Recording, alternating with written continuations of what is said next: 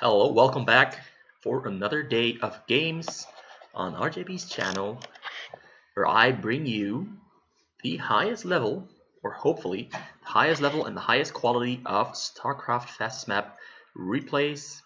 And in this specific case, we have a series between HamburgerSasu and KKangpae. KKangpae is playing the blue Zerg on the bottom right corner, whereas HamburgerSasu is playing on the top middle spot, and this is a best of 7 between these two players from about a month ago, so about somewhere in September, maybe late August.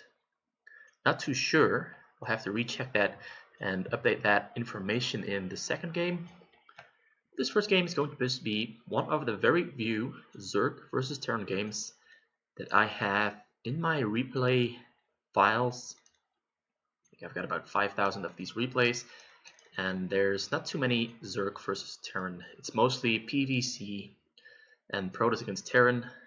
Those are the two main races, main combinations, matchups that you'll be seeing that I have and that they play. Yeah, he starts off with the unusual hatchery in his base. Instead of putting it down at his choke, there's the Overlord. Overlord's finished. He's going for another 2 drones. Drone is going to be making a pool. Maybe he's going to save up for a hatchery, going for 2 hatchery build, considering he's not going for a choke. So you can afford that. But it does necessitate the need for a pool right after this. And it requires him to go for Zerglings, basically. There's no really other option. If you're not going for the choke, you're going to have to go Zerglings very early and deal some damage, hold the Terran back, slow him down, keep the Terran contained. Basically turn the roles around. Instead of the Terran being aggressive on you, you gotta be aggressive on the Terran.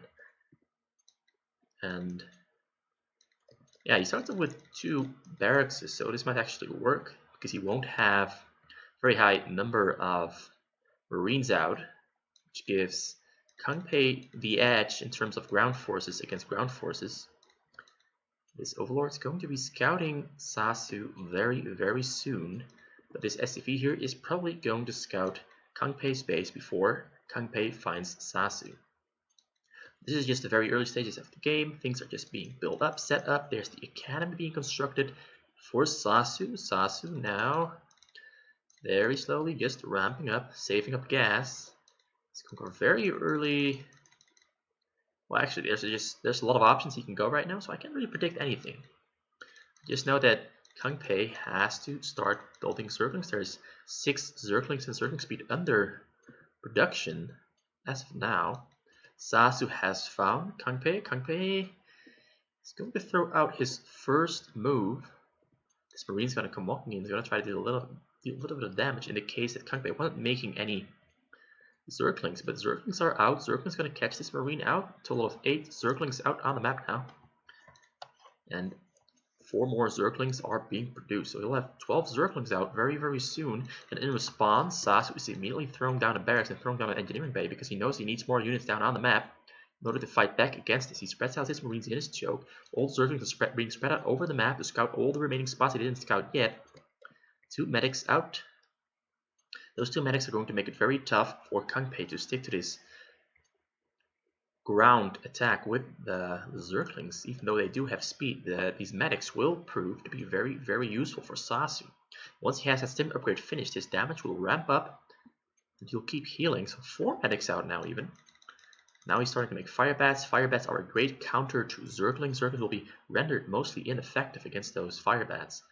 KKangpae is trying to look for an opening, but he sees that the units are all there in the choke of Sasu's base, so he decides not to go for it. He decides to regroup and produce more Zerglings. He's already going for a lair, and there is no Hydralisk then out yet, so he has to be going for Mutalisks. He's throwing down a lot of drones, a couple more Zerglings, more Overlords, and there is the Spire. So yes, it is going to be Mutalisks. His APM has skyrocketed very high. It was in about the 200 range in the early game, but now it's over 400. So we've got 2 400 APM players up against each other. We can be expecting some really great choices, perhaps. But I think it will mostly be a very micro-heavy game where both players are going to be showing off their offensive prowess. And this overlord gets spotted, but it hides itself back under the fog. Let me just show what it looks like. Now you can see it's invisible because it's on the hill. Hill vision is in its advantage, and Sasu gets cut out. A bunch of actually he does manage to catch most of these Zerglings out before they can enter the base. Fire bats in the base will render the remaining Zerglings as just cannon fire or cannon target practice for the fire bats. Fire bats take them down. 2 more barracks being built up.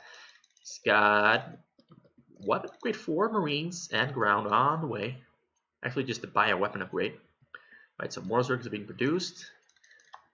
The Spire is almost ready, but he currently lacks the amount of larva in order to produce a whole bunch of mules to fight back against his ground force from Sasu. Sasu now sniping down the overlords, putting Kang in an even worse position than he already was. He's now going to try to spread out his Zerglings all around these ground forces here of Sasu. Sasu stims in, he targets the Spire. The Spire might go down. No, the Spire is not going to go down. He gets a great surround off on all of these Marines, but the medics are doing so much healing that these Zerglings are unable to kill all of the Marines. 3 Marines stay alive, getting perpetually healed by the Marines. Now, Mulists are out. He's going to try to take down the Spire, the 2 Mulists and 2 Zerglings going in, but they deal just enough damage to take down these medics, to take down the Marines despite the healing.